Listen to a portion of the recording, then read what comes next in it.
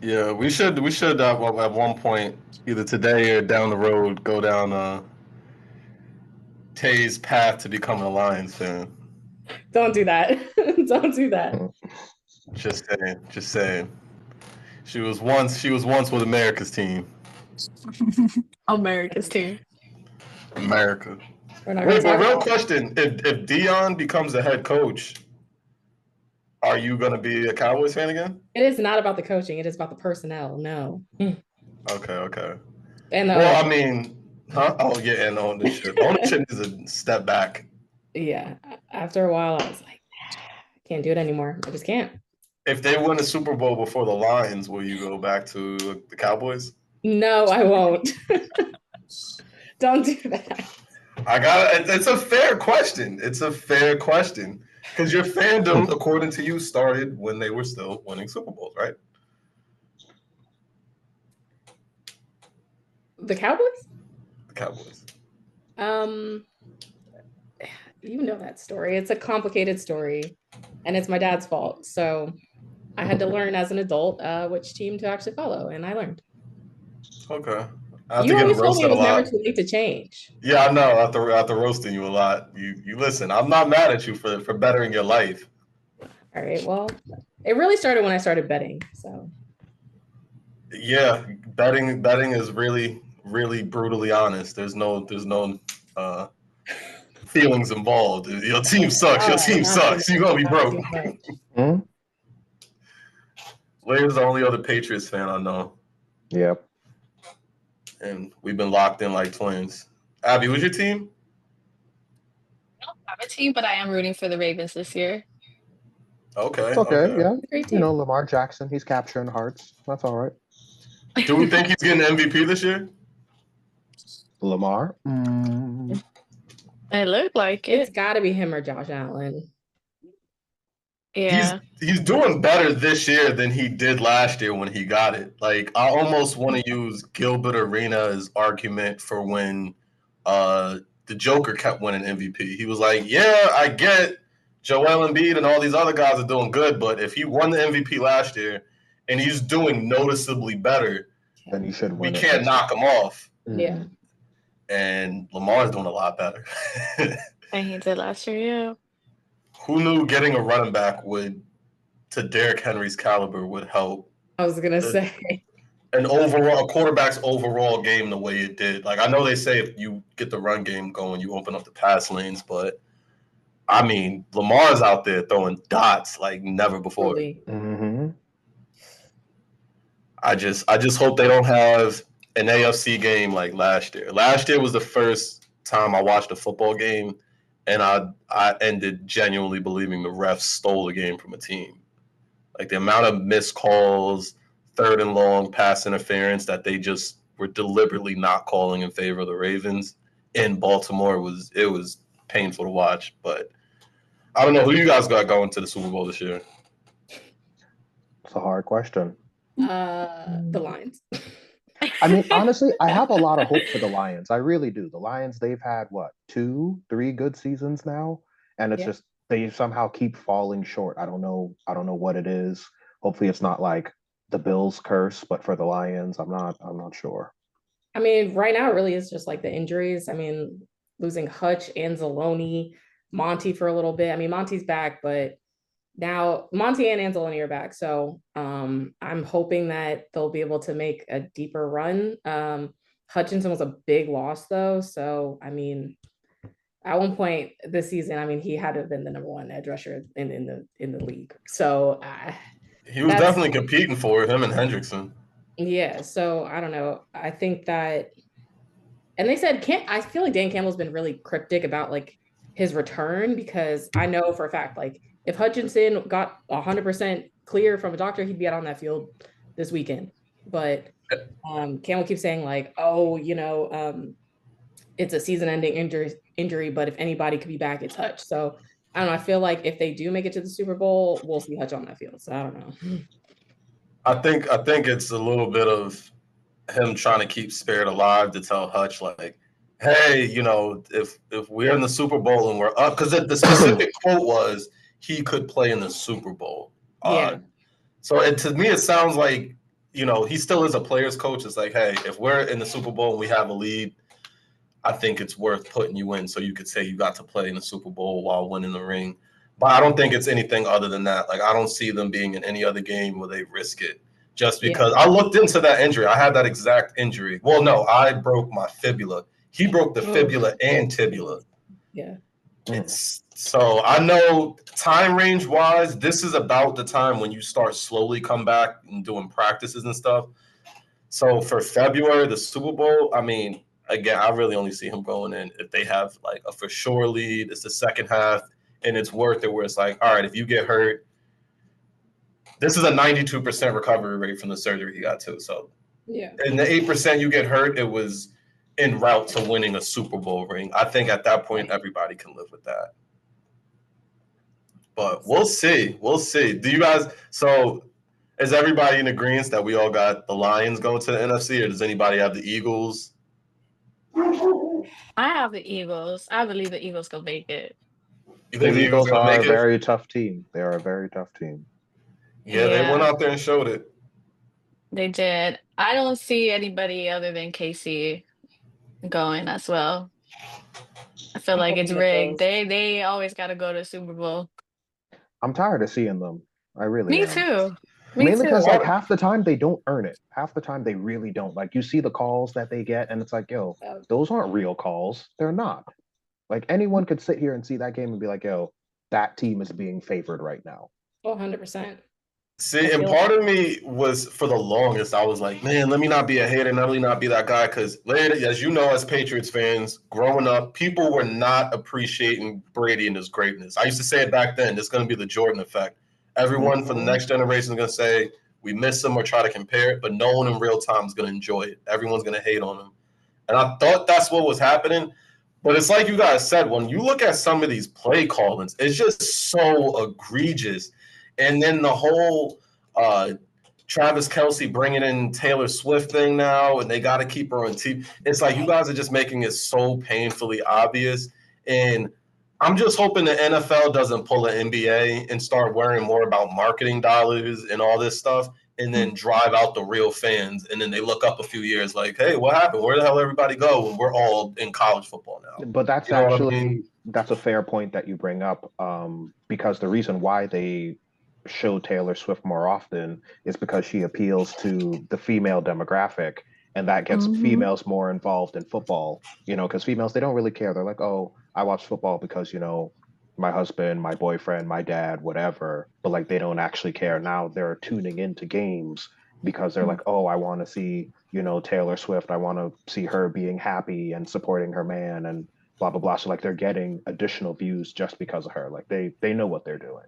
Oh yeah, this is all ratings, marketing for sure, to get the female viewers in. It definitely is. I don't think they're hiding. I just wish if they were gonna do that, I feel like do kind of like the NBA does. The NBA always shows the sideline. I mean, the courtside views. The NFL they do show sometimes the sidelines. They'll show the press box, but I just feel like when you put all the eggs in one basket. No offense, but we know with trends and shit like that, women can be kind of finicky. And if Taylor Swift suddenly gets canceled, or she's not the woman because she said something, did something, supported the wrong person in something, then all that fans that was here for her, there goes that. Like, don't abandon the fans that got you here. That, you know what I mean? Right. So it's nasty to see. And I hope that they at least try to call the games more fair this playoffs. I'm a hope. I don't know. I mean, we know what could really happen, but I just want to see good football. No, for real. Yeah, that's what it all comes down to. I don't know. I think Baltimore's gonna go though. I don't know. I gotta pick them. I think I think this is their year to do it. I hope so. Lamar deserves it. Yeah, because the Bills are in it, and as we all know, the Bills curse exists from the 90s up until when? What was it? 2 years ago, maybe they had a good run and then they fell short. It might have been. I don't remember. But yeah, the Bills, I don't think that they're going to do it. I think that they're going to fall to the Ravens. And if they don't fall to the Ravens, they're definitely going to fall to the Chiefs. So, yeah. I think the Ravens, the one thing that, like I said, last year they had to overcome the refs, and the refs played a large game in slowing down them getting their pass game going.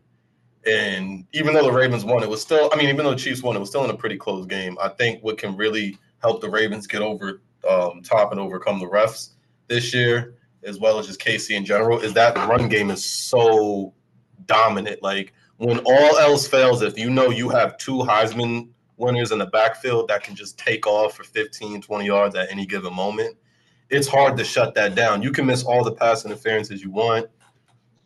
You can do all that stuff, but when Derrick Henry gets that ball and he puts his shoulder down and runs through you, or Lamar makes you miss and then takes off, there's nothing you could really do about that. And Patrick Mahomes is dealing with that high ankle sprain. Isaiah Pacheco just came back off of his injury. The Chiefs can't rely on the run game the way they used to last year, because that would carry them as well. Even in the Super Bowl, you saw for an extent it carried them. So we'll see. But do you guys feel like the Eagles are like under any more pressure than anybody else to make it to the Super Bowl, given the whole Saquon thing? You have to fill me in. What was the Saquon thing? What happened? So Saquon was on track to beat Eric Dickerson's single season rushing record. Yeah. And okay. They sat him the last game of the season to be more healthy than the playoffs. I mean, in the playoffs. He had a pretty good game against Green Bay. I don't think anybody will argue. Yeah, that game was good, yes. But it's been 40 years now since Eric Dickerson broke that record. So that shows you how rare it is. Even someone as elite as Saquon and all the other greats we've seen over the years. LT, he's also done it in more games, though, right? Didn't Eric Dickerson do it in 13 games? He did like 14, something like that. Yeah, and Saquon's done it in 16 games, yeah. Yeah, 16, 17 games. Yeah. So it's still rare. Like it's just like, I mean, and we've seen some great talents. Even LaDainian Tomlinson, they had 16 games, right? And he was a phenomenal running back. Chris Johnson, you know what I mean? Like we've seen Adrian Peters, we've seen some all-time great talents, and it's been 40 years since anyone cracked that. And right when it was right there, it was within like 100 or so yards. They sat him. If you don't win the Super Bowl, it almost feels like a waste. No? Am I wrong for saying it feels like a waste? Yeah. Yeah. To not have gone out there and tried? If I was the coach, I wouldn't have sat him, because, that's something that no one's ever going to be able to, like, you won't be able to do that again next year. You may not be able to do that again ever in the rest of your career, because Saquon Barkley's been in the league 5 years now, something to that effect. Yeah, like 6-7 years. Oh, okay, so it took 7 years. So that actually makes my case even better, because does he have another 7 years left?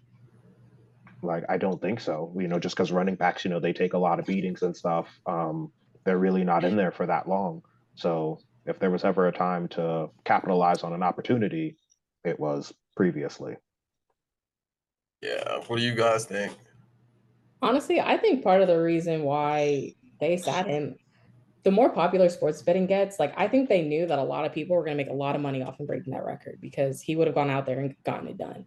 Valid point, yeah. I feel like the more I see, I'm not a conspiracy theorist by any means, but I just think it doesn't really make sense for them to sit him when he's about to break a record. Like, I understand. We'll break that down a little bit more, because I'm not totally clear what you mean, the sports betting. Like, explain that a little bit more. Vegas made the call. Vegas made the call, but how does Vegas lose if he goes out there and doesn't the house always win? Not always. I mean, think about it. You have millions of people betting on Saquon to break this record, to get however many plus rushing yards, and a lot of people profit off of that. A lot of people had him to score a touchdown, and that on that ticket that voids, and I feel like you kind of know that to some degree that Saquon's going to break that record one way or another. He's going to go out there and do his damnedest to get those 100 so yards that he needed to break that record. If everybody is banking on that to do that, they lose out on money, because everyone's placing that bet. He does it, they win. Oh, so you're not talking about the week-to-week bettors. You're saying the people that like put the bets out a few months back or like at a different point in the season saying, hey, I think he's on mark to do it. I'm going to go ahead and put the bet. You're saying those people that were standing to win, they not screwed necessarily. over? I mean, everyone that wanted to place a bet that day too, because I think a lot of people became hip to like I at one point I wasn't aware that he was about to break that record. So, Sunday comes, I'm like, oh shit, he's about to break the record. Let me take him for 125 plus rushing yards or whatever it was, So everyone was betting that, and then all of a sudden it's, oh, we don't know if we're gonna play him. And again, like I understand preserving him for the playoffs and making sure he's 100% to go. But if he's not injured, then why aren't you letting him play to beat that record, to make history? Like to his point, like you don't know when he's gonna have that opportunity again. And again, like I feel like there's been a huge spike in sports betting, and now a lot of people can profit off of these things, and they're like, whoa, we don't want to give out all this money and let that happen. Again, I'm not a conspiracy theorist, but I just think it's weird. Like that just doesn't make sense to me. No, you're right. I mean, because I was gonna piggyback off of that and bring up the same thing with LeBron breaking the all-time scoring record. Like that was gonna be the same thing, people placing bets on the game that he's gonna do it and making all of that money. I remember Russell Westbrook a couple months back was about to beat the triple-double record, I think, or something, and I forget exactly what happened, but I know everybody was like, oh, he's going to do it tonight. Like he's going to be chasing it, and he didn't. And it's just like, that's not like him, but it was just like, they're watching him blatantly not grab rebounds that should clearly be his. So he could have his own people even put up his own money and be like, I bet I'm not going to do it. You could. And I bet you I won't. I bet you my ankle gonna roll in the second quarter. That's exactly what happened to Jontay Porter. He had people placing bets on himself for his unders. Who the hell is betting on Jontay Porter? Nobody. So when you have 50,000, 100,000 people placing unders on somebody who nobody's placing bets on a regular night. That's what happened with that guy? Yes.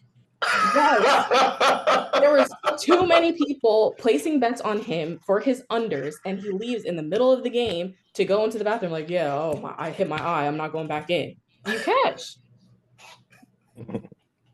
And he got caught up because he was sloppy with it. I don't know all the details, whether he was using his own FanDuel account, his own social security number, but somebody that he knew or something was placing bets on his unders. And the numbers were wild. It was like one game, like maybe 3 people in the world are betting on Jontay Porter. The next 50,000, like that doesn't happen.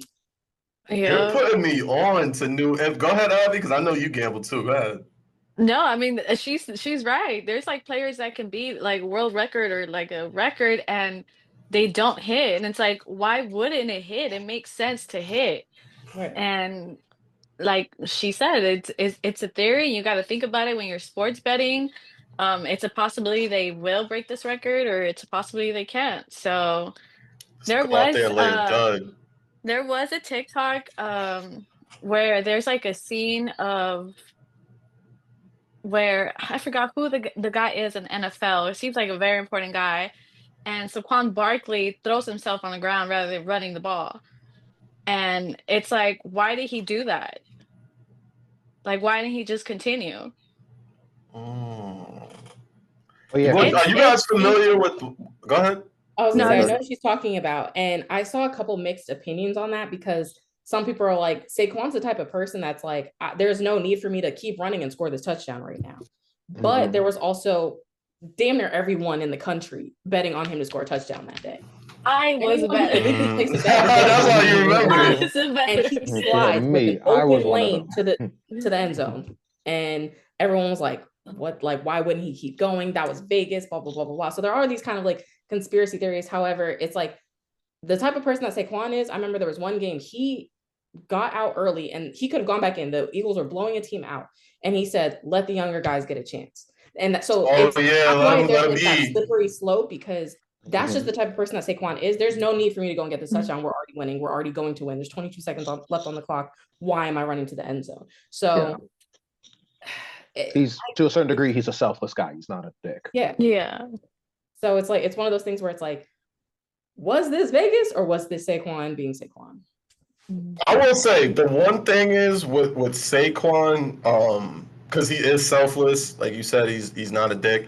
I do feel like at some point, though, you got to be that guy because, to be fair, just looking at what happened, let's not forget why he's in Philly. That same selfless, nice guy attitude had the Giants keep pushing him off, franchise tagging him to where we were thankful and gracious enough by the football gods to get that Hard Knocks footage of the owner kicking himself in the ass once they realized he left. But that nice guy, selfless, I'm for the team thing also can get you screwed out of contracts in this business. And he is an aging running back. The mileage on his legs and knees are high, pause. And I feel like when you're going into a contract negotiation, if you don't have a Super Bowl ring under your belt, those records damn sure are going to help. Granted, film don't lie. Men lie, women lie, film don't lie. If you still got it, you still got it. But I do think it does help with negotiating. And then it also helps when it's all said and done and you talk about your legacy. Eric Dickerson his name's being brought back into play 40 years later. Abby, did you know who Eric Dickerson was at the beginning of this football season? No. Thank you. So that's how that effect can have on your overall legacy. So at some point, the selfless thing, the nice guy thing is all cool. Yo, we get it. You got to start doing what's best for Saquon because it's a vicious league you in. It's still the entertainment business, my friend. Yeah. I gotta ask y'all. Speaking of entertainment business, Cowboys, man, they got the number 12 pick. Do we think they can land Shador and Prime? Not with that front office. Hell no. I feel like Dion will want Prime will want to go back to Dallas, but Shador too. And they just got rid of Mike McCarthy, and it's just like, for me, it's like, I don't think it was Mike McCarthy's coaching. I think it's the personnel. Dak is not it. Like, what are y'all doing? I think I will agree with that. Yeah, even the personnel. Even the personnel, I don't think they. Yeah, I definitely don't think they don't mesh together well. However, I do think it's Jerry Jones' presence. I don't think anybody here will disagree or look at me crazy. But his presence, bro, he has got to go. Because it don't matter who you put. You could put Bill Belichick in there. You could put Patrick Mahomes and Derrick Henry in there with New England's 08 line. It ain't going to happen with Jerry Jones back there pulling the strings. Like, it's just, at some point, he's got to decide, does he want to be the biggest star on the team still, or does he want to win a Super Bowl? Because regardless, you're the owner. You're going to make that money. Right. So, I don't know, man. Do y'all think he'll ever give up? I mean, well, his family's next in line, and they show they don't know what they're doing because they're learning from a guy who don't know. But do you guys ever see the Jones family passing off that responsibility? Maybe the next generation being like, let's try something new. I mean, I would hope so. I was about to say, I would hope they do. But I mean, learn from Jerry Jones. Right. Learn from all of his mistakes. Yeah. Like, he was not trying to pay CeeDee Lamb. That's your only weapon on the team. That is your only offensive weapon, for real. And you don't want to pay that man? No, they paid him. Didn't they pay him?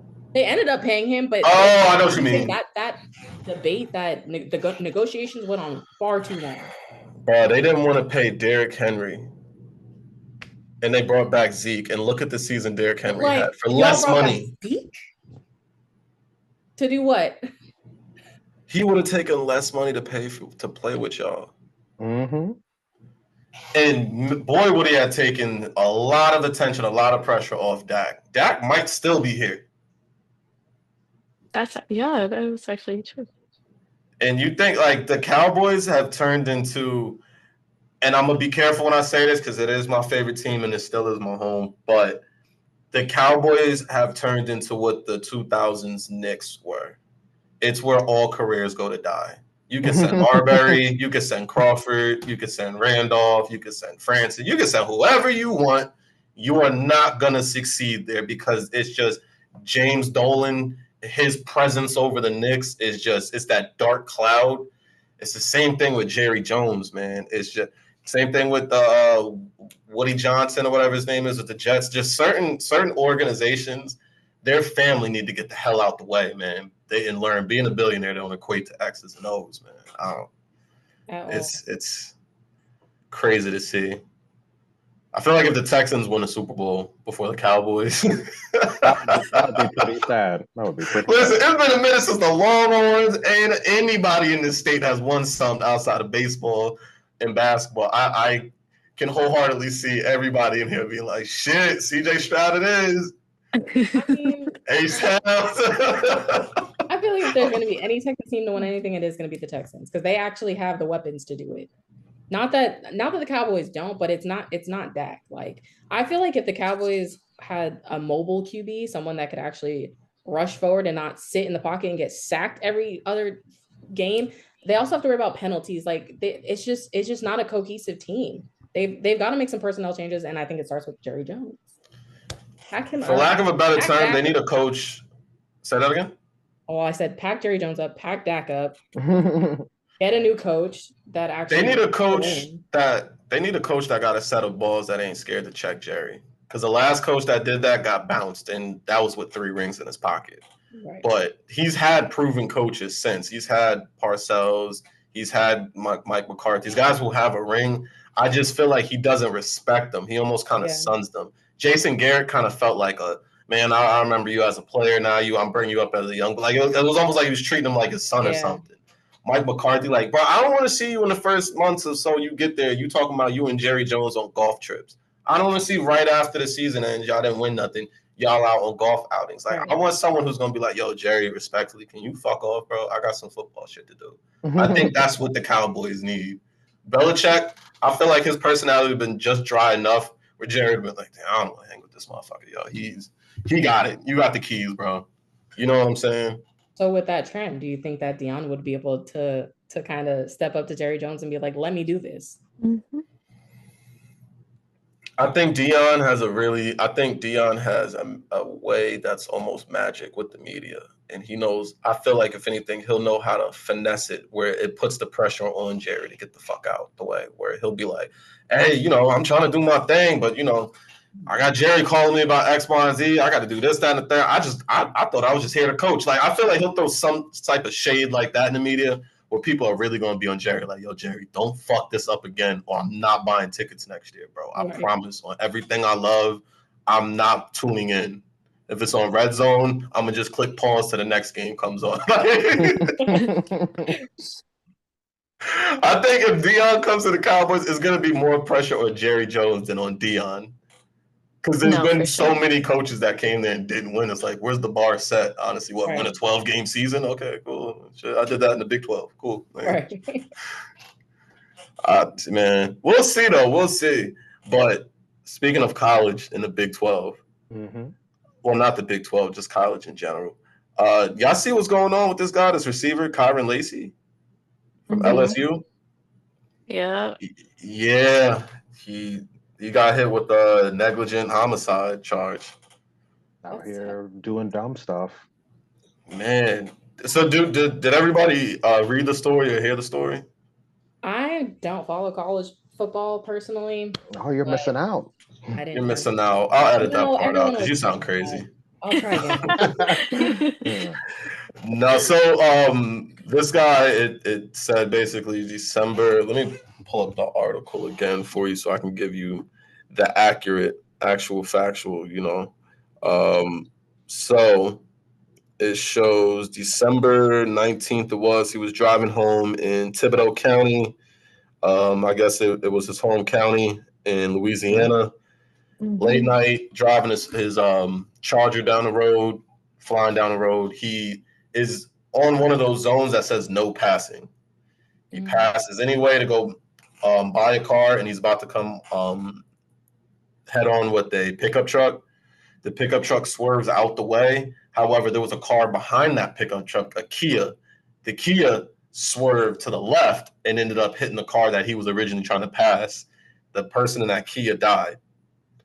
He kept going, fled, never to be seen. This was the 17th.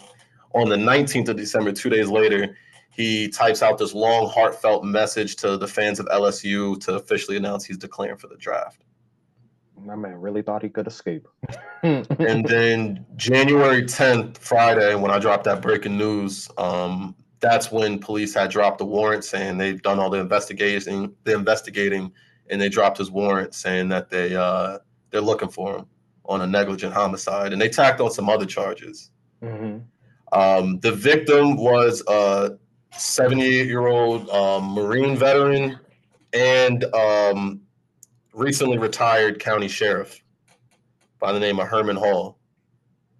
So he got a $150,000 bond right now, which he allegedly paid himself. Well, whatever. Probably could. It's NIL. You get that in the season, but which I think personally, and I have no legal expertise to add here, but just as someone who served on a jury before, I think him declaring for that draft and that long, heartfelt message 2 days later, then, he got to go home, enjoy the holidays with his family. January 10th is when the warrant was dropped. So that got dropped to the media. So it was like you really didn't have a choice. So almost a month later, a warrant drops, and then you finally contact them saying that you're planning to turn yourself in, which you did Monday. So with all that being said, and then like that, you just drop the bond, which that's your right as an American citizen. You can drop a bond if you can afford it. Ain't nobody got to stay in no dusty jail. But just how quick everything went, but the delay to turn yourself in, I think they're going to make an example out of this guy. 100%. And it's so sad to see because it could have gone way different had he just stopped. Right. He didn't even need to stop, honestly, if he just wasn't doing ignorant stuff. Like, that's really what it boils down to. It's people making poor decisions and then making continuous poor decisions after that. Like, people, they need to, with this whole NIL thing, giving players this exorbitant amount of money, this is already a wrong step. Like, we shouldn't even be going in this direction. And then you see what they spend it on. They spend it on cars. They spend it on dumb stuff. They drive. They don't know how to act. They're out, partying, buying guns, doing whatever they're doing. And like, I know, I've seen it. Like, I'm not judging people for doing what they think is fun, but it's like, yo, these things come with consequences. And it's like, yo, you really about to throw your whole life away because you decided to do something stupid for no reason? Like, bro, were you really in that much of a rush to get home that you needed to disobey, road signs and drive into oncoming traffic?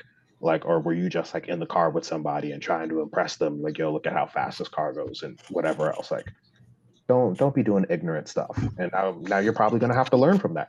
And you're either going to learn by serving time in jail, or you're going to learn by giving up a lot of the money that you just earned. Yeah. I think he's going to serve some time in jail for sure.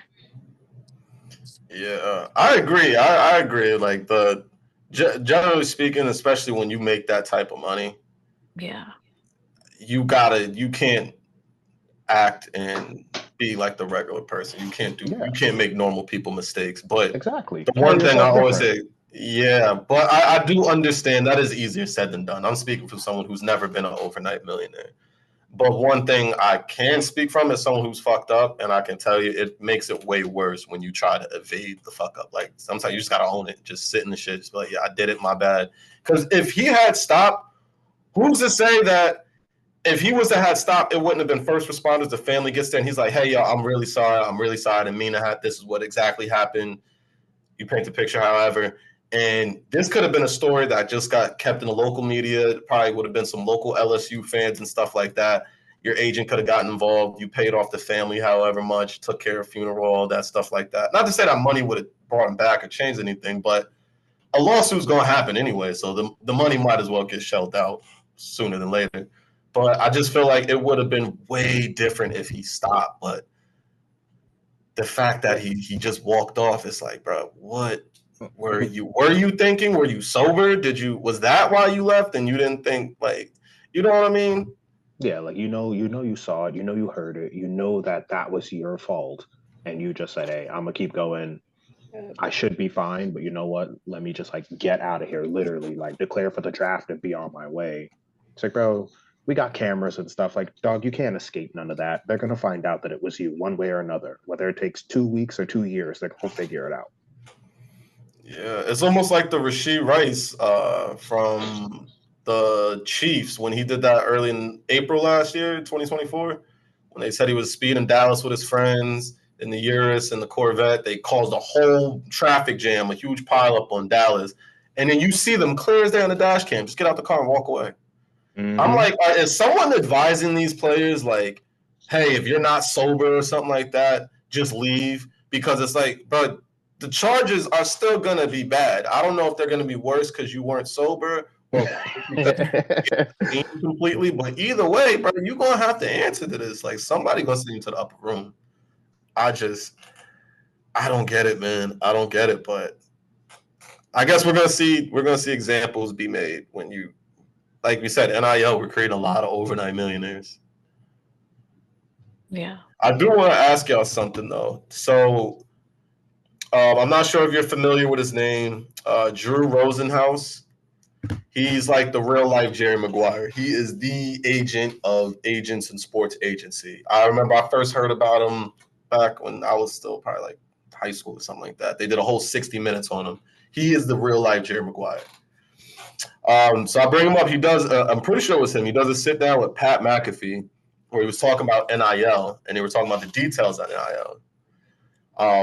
I thought it was interesting because one thing that we're always complaining about as college football fans is that transfer portal. You know, players constantly transferring, constantly bouncing around from college to college. Like, what the hell's going on?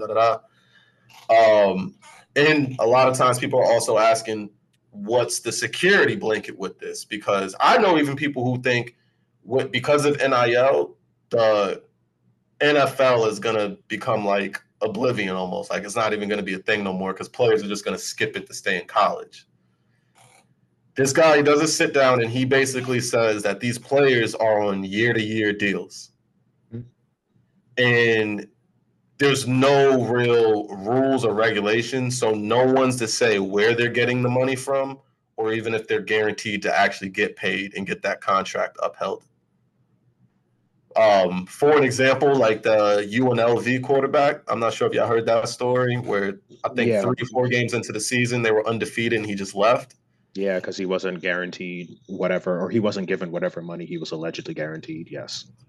And because there's no rules, there's no one in there to enforce anything, cause penalties. Some of these players are joining and hopping on these schools on handshake agreements, not getting either what they thought they were going to get or if anything at all. So as compared to the NFL where there's an entire, players union, all that, the NFLPA, that only brings me to ask y'all, do we think that NIL is the new 360 deal? What do you mean by 360 deal exactly? Can you elaborate? The 360 deal was that deal that they did in the music industry. Very predatory, but it was basically labels saying, we'll bring you in here, and because we're making you famous and giving you hits, we'll make money off your music, and then anything you do with this fame that we gave you, whether it be movies, books, whatever, we're also going to get a percentage off of that. I'm sure somebody will probably capitalize on that if they haven't already. Yeah, I would imagine that somebody would. I was bad because I'm just thinking, I'm like, you got players, some of them don't have agents, some of them got family agents, but a lot of these guys, football's not like basketball. This isn't like the league where you could just have a whole bunch of rich kids from AAU teams and all over Europe, and that's the new league. Like, to build a strong football team, you still got to get kids out the trenches. Right. And they don't, the one thing about being from places like that is there's not a whole lot of financial literacy. And when you're telling a kid, hey, you're really good, you're a 5-star, come to my school, I'm going to give you $1 million, you shake your hand on it, and he shows up, and you give him 50,000 here, 50,000 there, and he just spending, he getting chains, he getting car, he taking care of his family, and he looks up, and it's time to go to the league. I can see in ways how you can finesse somebody, and you're like, no, look at it, I've been paying you all this time, this and that, we couldn't give you all the money, and I can see how people are not getting paid totally what they're due, unless they put their foot down like that UNLV quarterback. Yeah, I think if that's something that a college player is going to agree to, I think that there should be parameters in place on the schools and their end to have something in writing or some type of advisor, lawyer, something that's can, especially because I feel like these young kids get this money and like Kyron Lacey, just kind of do whatever the fuck they want once they get paid, once they have this money in their pocket, they don't know what to do with it. And my dad was telling me, he's been a state trooper for damn near most of my life now. He would learn about these NFL players taking their lives because they get to all this money, they don't know what to do with it, no one's telling them what to do with it, and then they gamble, they drink, they spend it on drugs, they do this. Once they're retired, they have no one advising them what to do with all this money that they have. They just think that they're rich and they can blow it on whatever, and then they're left with nothing. They're left homeless with mental health issues and things like that. And it's like, you don't want these kids to go through that. So it's like, when they're about to enter college, have someone on site or some type of advisor at the school that can say, hey, this is the contract that we have set up for you. This is the amount of money that you're going to get on these days at these times. And, this can't be, if we need to renegotiate or have any other parameters in place, if something happens, then we'll take care of that for you. But to just be like, yeah, don't worry about it. Come to high school, I'll give you $1 million. That's all they hear, especially kids that grew up in the hood trying to make it out. They hear dollar signs and that's what they're going to be attracted to. So you've got to have some type of guidance for them. Without that guidance, they're just going to fuck up and do whatever the hell they want once they get some semblance of money that they've never had before. Right. I agree, Tay. And I think also, piggybacking off of that, they should, all people, everyone, not just athletes, everyone, there should be financial courses to take in high school and in college, just to give you some financial literacy. So that way you understand how things work. Like, I know people, who before they got their first job at 24, 25 years old, they never had a checking account. They were like, oh, my parents just gave me money and I did whatever with it. And that was it. Like, there's a lot of lack of financial literacy for the common person in the United States. And it's, keeping people dumb is the way for everyone else to keep your money. And you don't want that. So we definitely need to, well, not we, everyone should be aware of how finances work and what we can do to protect ourselves. Yeah, I agree. I definitely think there should be, if you're going to sign an NIL deal and come in as an athlete on that, there should be mandatory courses that you have to take. It doesn't have to be your major, but you have to take financial. No more coming in and being an art major, or you came in and you're a gym teacher as a major. Like, no, you really need to know what you're doing because we don't need any more crash outs. Like, right. This is beyond college now. It really is an amateur league. So for your safety, for safety of everyone else, it's in your best interest to make sure that you could do it. Because like you said, we've seen examples of it ourselves. You guys did it, probably seen it in college. Yeah. I know I've seen it in the military, times living in the barracks with young people who are 18, 19, fresh, living from home. And they don't know the basic things like cleaning up after yourself, how to cook a meal, how to balance bills and stuff like that. So to tell a 17, 18, 19-year-old, here's all the money in the world, and they think life is just that easy. And then let's say worst comes worst, you don't even make the NFL, you get hurt, or your draft, your draft stock drops. And now you go from that guy that was the guy in college and you thought this money was going to last forever to now you got to rebuild, like you were saying earlier today, with the mental health stuff and all that, and people crashing out. They want to drink and drive. Again, this is stuff that can affect everybody. I live in the city with one of these big FBS schools. I see these guys driving around in Lamborghinis, Ferraris, then I'm seeing them on Sundays. And I do hope these dudes are sober and in the right state of mind and don't do anything crazy. Thankfully, they don't, because, we carry ourselves differently. Hook 'em. But just saying. It's so extra. I feel like it should be like incentivized. If you reach these milestones, these parameters, if you are able to accomplish this, so perfect, and you can have this, then this is the amount of money that we will give you. If you stray away from any of these parameters, then I'm sorry, but you're not going to receive that. So have somebody in place, have some incentive that they have to hit, whether it's making sure that they attend all of their classes and have good grades and, requirements pretty much. yeah, they're not caught. I agree with that. No issues in their dorms, and if they live off campus, you're living well within the rules of the contract that they put together. And then, okay, at that point, for 3 months, as long as you're maintaining this, then you'll get the first payment or whatever it is. So I think that there's got to be some type of guidelines for them to follow and something for them to work towards, because you have to teach them at a young age. You can't just shake somebody's hand and you're rich, because then you don't know what to do with yourself. Make them work for it. They worked as hard as they did to get to that point. Why stop there? Correct. Exactly. I agree. Yeah. Mm-hmm.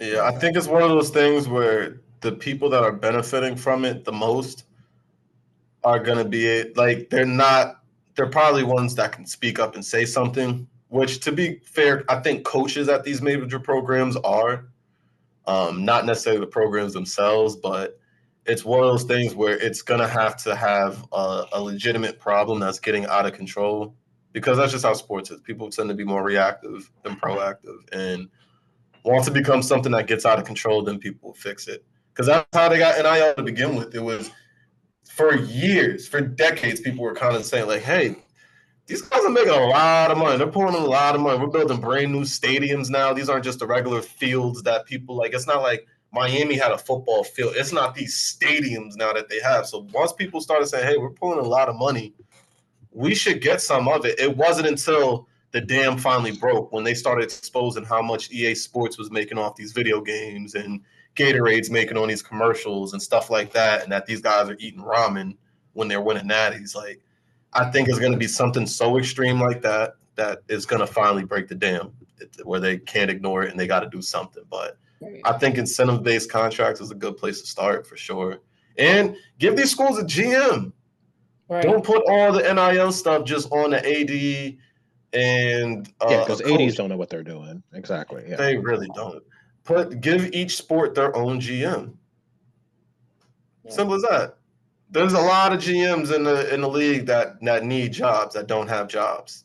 Right. That probably know what they're doing and got pushed out and could definitely manage college. Pretty sure you can negotiate a deal with a 17, 18-year-old a lot easier than a 28-year-old. I would hope. Mm-hmm. If not, then maybe start at community college. This ain't for you, pimping. What's up? What do you guys picks for the national championship game? Ohio State, Notre Dame. Who y'all got winning? Oh, I'm out of this discussion. Mm-hmm. I don't know shit about shit. I'm probably gonna say Ohio State. I mean, it's again me being stuck between a rock and a hard place. Like when it was Notre Dame and Penn State playing each other. I hate Penn State. I always have. And then Notre Dame, they also annoy me. But there wasn't a win there. So here with Ohio State, I was on the Virginia Tech team where we played Ohio State and we beat them the first year, and then they beat us the second year. So I'm biased towards them. But y'all beat them when they won a natty, right? Yeah. You guys were. Yeah. What do they call it? What is it? The secondary champion, and then what do they call it? The people that beat the national championship. Honorary champs or something like that, they call it. Yeah. Because I remember watching you on TV that game, the opening season, when Braxton Miller did that spin move on everybody and everything. I was like, oh my God, Lil, I see him on the sideline. Yeah. Well, yeah, that thing was but yeah, so I would say Ohio State, just the way that they played their first game, when they played Oregon, like they played with a serious chip on their shoulder. And, they've just kind of kept it going from that point. So I really think that, just with the passion that they're playing with and just like how disciplined they are, I think that they're definitely going to be the team to win. I don't think that it's going to be a landslide victory. I think it'll probably be, by like 10 points, maybe. But it should be a well-fought game, but I think it might be Ohio State for the win. I also agree. I think the Ohio State's going to win. I think it's going to be a very close game because they're both defensive leaders. So, I mean, the last time Ohio State was in 2014. right? Yeah, it was the National first year championship. of college football playoffs. Mm-hmm. Now, Notre Dame hasn't won since 1988, and then with this coach coming in, Coach Freeman, I don't know. I'm on the fence about it, about 50-50. I just know it's going to be a really good game. Yeah. I think so too. It's hard to root against that Coach Freeman, and he went to Ohio State and played there. I was gonna say too, he's a good guy. Like, you know, like he's a a solid coach. Like, he's a really good. You can tell, like, that's the type of player. I mean, type of coach you would want to play for. Like, he's the type that can make a player run through a wall for him. But A, we lost to Ohio State, so I want to be able to say we lost to somebody that won it all. B, outside of, like, Texas is always my team, but I always said, outside of Texas, the only other teams I've ever cared for was Ohio State and LSU, because LSU seems like the blackest team in America, and Ohio State always got a black quarterback of some sort. They don't really go more than a season or two without one. So I was just like, I like them two teams. So I don't know. I think I'm going to go with Ohio State. And that Coach Freeman, he's playing with a chip on his shoulder because he got a lot to prove and everything. But he's proved Day, a lot already. He's proved a lot. And already. which exactly. But you know how some of those competitive guys are. It's like, well, I haven't proven what I want to prove, so I didn't do shit yet. Which I love that competitiveness about him. But Ryan Day is also in the hot seat too.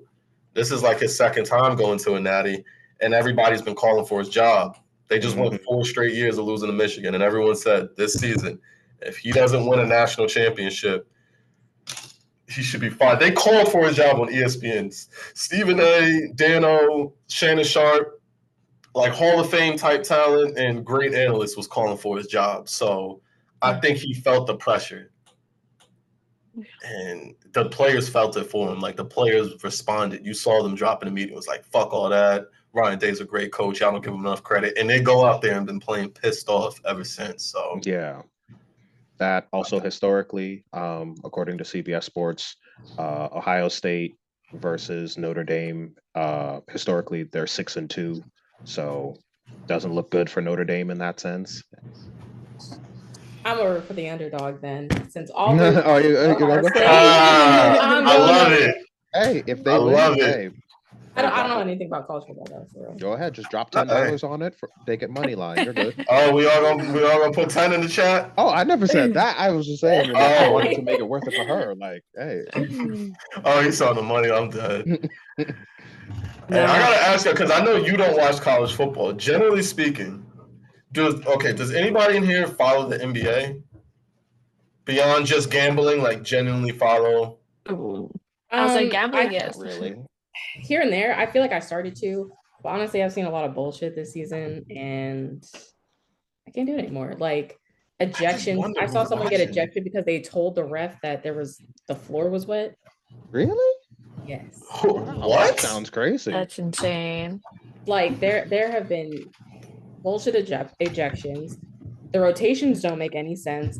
Players not listed on injury reports or listed as having an illness or anything are going into the game playing, and then halfway through I'll have like these alerts on my phone from X, Twitter, whatever. De'Aaron Fox leaves game early, illness in parentheses. Y'all let this man play sick, mind you. Like, because a lot of my friends bet, and I'm in like betting discords and kind of in the betting community,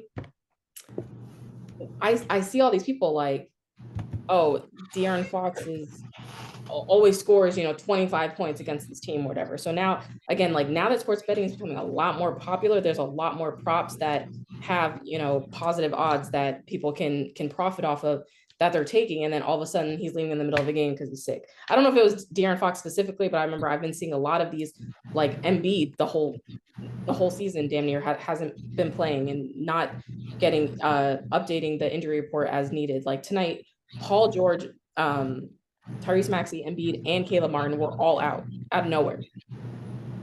So it's just kind of like, the whole team, that's all the stars. How are we supposed to enjoy this anymore? And on top of it, NBA's on. You have to have subscriptions for this one, and this one to watch your favorite team play. Nobody wants to have 50 different subscriptions to be able to watch your favorite team play basketball. Like, what are we doing? That I didn't understand. Why is it becoming so exclusive and hard to watch games? But like, that just didn't make sense. And the other thing is, a lot of these new bettors, the new when you first log into FanDuel, as a new customer, they're like, oh, place your first bet or make your first deposit and you get NBA League Pass for 3 months for free.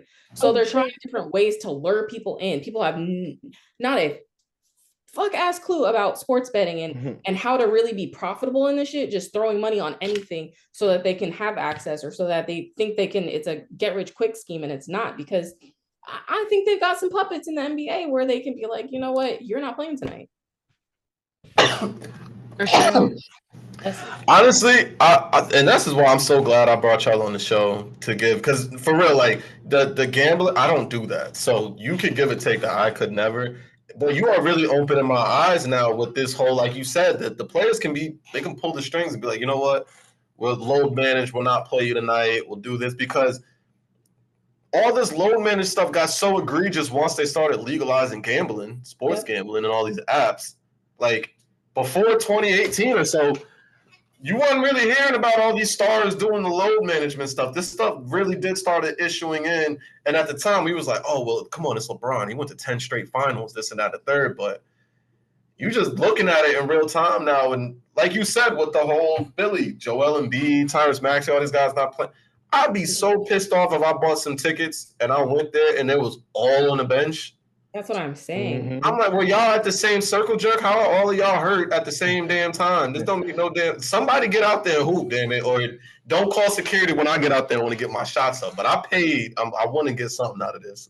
And what they'll do is, like, we feel like a lot of times, like, people that I know that bet have a feeling that somebody's gonna be ruled out because they've been kind of dealing with an injury or something. So what they'll do is FanDuel will wait until like 5 minutes before tip to list, the backup. I hate that. So it's like you're actively trying to pay attention to the lines moving, who's ruled in, who's ruled out, and people will be ruled out 5 minutes before a game for what? And then you're waiting for a minute before tip off to be able to plug the next person. And now I see why people were so mad at Kyle Shanahan week 1 when they didn't know Christian McCaffrey wasn't going to play. I was so confused when the running back was like, man, I don't want to do this press conference stuff, bro. Y'all going to ask me something, I'm going to say something I'm not supposed to say, bro. I don't know. I found out I was going to play. They were like, yeah, but when did you find out? Because your family was in the stands. When did you tell them to come out to come watch you play? When did you know you were going to play? He was like, nigga, what? I didn't understand all of that. I kept trying to understand. I read what people were saying. I was like, this is degenerates. I ain't got this shit. But now that you're saying it, it all does tie together, and it does make a lot of sense. Sports gambling is ruining sports. Me, I know personally, I don't watch the NBA as a non-gambler just because I'm not as entertained. I don't really want to watch y'all take 53s to maybe make 18 of them. I'm tired of watching. I can't pronounce nobody's name. They don't look like they're from here. They're not from here. They didn't go to school. Like, there was something nice about watching watching players. Hey, we from Central Jersey or Laird. There was nice seeing guys like the Carl Towns, who we watched them. We played against them at AAU. Isaiah Briscoe, same thing. We played against them in high school. Then they go off to these big colleges. Minka Fitzpatrick, another one. Jabril Pep, like, you see them go to accomplish something great. Now you're watching on TV on Sunday, and you're like, oh, that's the guy I used to play with. Oh, that's the. When I'm seeing these dudes from like Lithuania and Ukraine and Kazakhstan and stuff, and you got your MVP, the face of your league, don't look like he can give less of a shit about being there. And he's like talking about daydreaming of riding horses and shit. It's just like, bro, I'm not really getting the same as, like, I remember, like, I feel like the NBA was always following like a storyline too. From the Magic Bird days to the Bad Boys of Detroit to Jordan coming in to who's next after Jordan. Then Shaq and Kobe come in. Then it's the next guy up, this kid from Akron. We don't have that now because it's just the rich kids league of all these juniors who former NBA dad put you through AAU. Some of them stars, some of them dad was a role player, but he got the genes and the money to get you to the next level. And then the rest are just 7-footers Euro stepping from countries we can't pronounce. And this shit is just, it's not a good product. I'm be honest. I don't like it. I'm glad that you feel that way because, like, I don't think that the NBA is very interesting. Like, I'll throw on a game, but like, I remember, like being young, like, single digits up until like 17, 18 years old, being like, oh, basketball's on, like let's throw it on, let's watch, like like this is what I want to watch, oh, I want to be like Mike, look at that crossover, this, that, the other thing. Now, like you said, it's just it's a 3-point contest all the time. Like, All-Star Weekend, absolute joke. Who cares about All-Star Weekend? All-Star Weekend is just remember when the dunk contest was something to watch, bro? Yeah. And now like, bro, to gather around to watch the dunk contest. Yeah, that used to be the move. These random in-season tournaments. Like, they're just trying to, I feel like they're trying to find any way. What the fuck is an NBA Cup? What the fuck was that? Like, I just learned about that. NBA I just learned about it. And the games don't count, right? No, they don't count for shit. So why do they play? They're trying to generate more ratings because I know that the league is going to shit. Because we got all these players that are NBA Cup. Like, who gives a fuck? That it we means got all at the end of the day. Yeah, these players, because you got players like Ben Simmons, these players who make hundreds of millions of dollars to not do anything. They're getting rewarded for not doing anything. And then surprise, surprise, the avalanche effect from that is look at our next big stars. They care about anything but basketball. They want to be fashionistas. They want to be rappers. They want to tote guns in videos and shit. You got Zion looking like he want to be a foodie in New Orleans or something like that. He can't stop eating. Like they some of them want to be porn stars. They want to do everything but get their shots up. And it's sickening. It's like, bro, why am I gonna waste my time knowing how valuable time is, or my hard-earned money to give these spoiled ass brats any more money to just go around and be spoiled brats? Like, right? It's really $300. We used to live in Charlotte, dude. We wanted to go to a game, bro. It was literally $300-400 for like pretty terrible seats. like and to see who is on the Charlotte Hornets that's actually good. Nobody, because I live in Charlotte and I went to a game recently and I was like, this is some bullshit. Yeah, there ain't nobody there. And agreed. The most entertaining. I went to his first game recently and Wemby wasn't even playing. Really? Like, and this is you know how mad I'm gonna be if I drive up to Dallas and Luka and Kyrie's not playing that night? Well, you already know how Kyrie is, so. Listen. I went to the Hornets game a couple months ago and Melo wasn't playing. Miles Bridges wasn't playing. Somebody else too. Granted, it's just not as fun. It's just not as fun as it used to be. And it even sucks that I'm like, my dad is a diehard basketball fan. And he, like, the Knicks, there's nothing else in the world he cares about like the Knicks. The Yankees, Giants, if you win, cool, but the Knicks is the Knicks.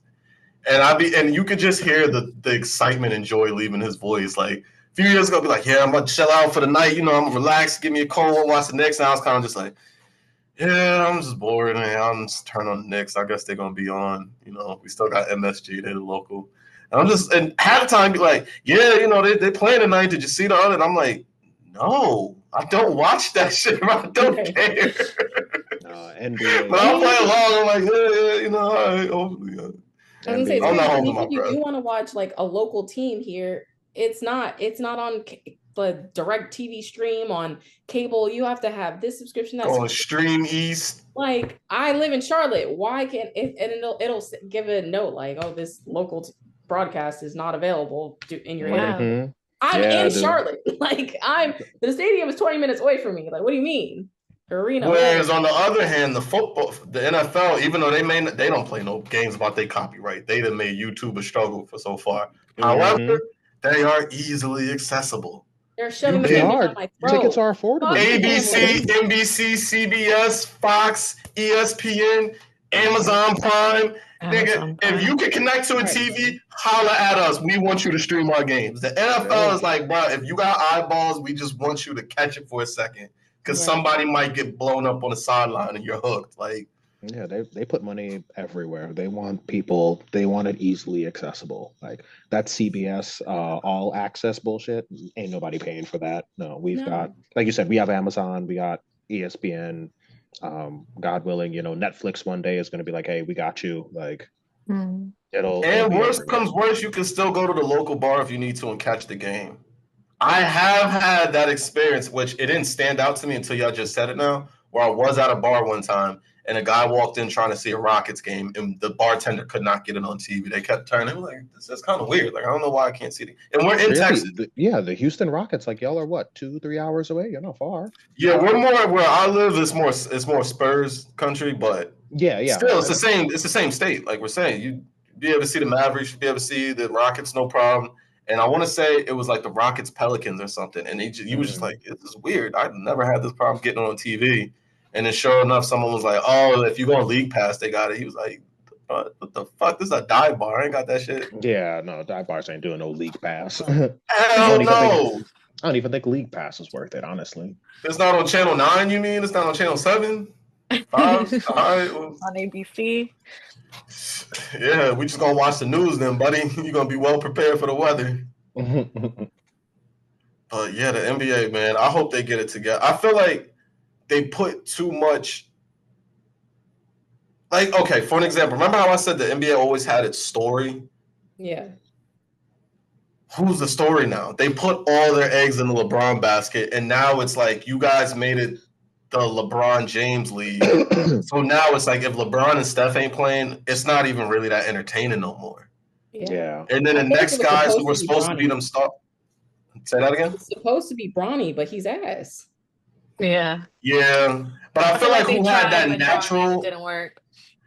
I feel like I don't want to put it all on him, but Zion Williamson and John Morant, the South Carolina boys, they fucking up, man. Because they were the ones, though, yin and yang, that really had that athleticism where it could have been them duking it out in the Western Conference for the next few years. Like, they, athleticism-wise, are that guy.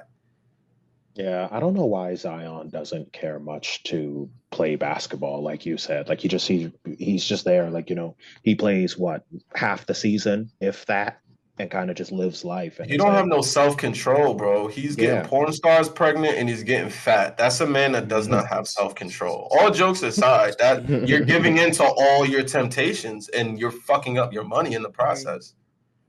Like that is truly it's a sickness. Like, I don't know if he needs to go to therapy, a rehab or something, but he has no self-control and that was never addressed. And then he became an overnight millionaire where now he can have all the stuff he wants whenever the hell he wants. And now he's a walking, talking, breathing example of it. He became a chubster. I also feel like Jared McCain was supposed to be like the story, but then he got hurt. I don't really know as much about Jared McCain. The light-skinned TikTok kid on Philly on the 76ers, who he was like dancing, he paints his nails, like he was hooping, don't get me wrong. And then everybody was like, oh, fuck his sexuality, fuck this, fuck that. Like, he's a great basketball player. And then they just were happy to have someone that wanted to hoop. Right. They were like, and don't get me wrong, he just like brought a great energy. He's just literally just happy to be there. And so I think a big, I feel like he would have been rookie of the year, and then he got hurt. I think he tore his ACL, if I'm not mistaken. He tore something. He had to get surgery on his knee. But I feel like if I'm reading this correctly too, I think they got rid of him. Yeah. I think he got cut from the 76ers, or they're trading him or something. Who? The gentleman who you're talking about, Jared McCain. I think he is. Yeah. I think I'm looking at it now. It says. The sportingnews.com says 76ers cut ties with Jared McCain in favor of Pelicans. 53 million wing in proposed trade. So they're trying to trade him, maybe?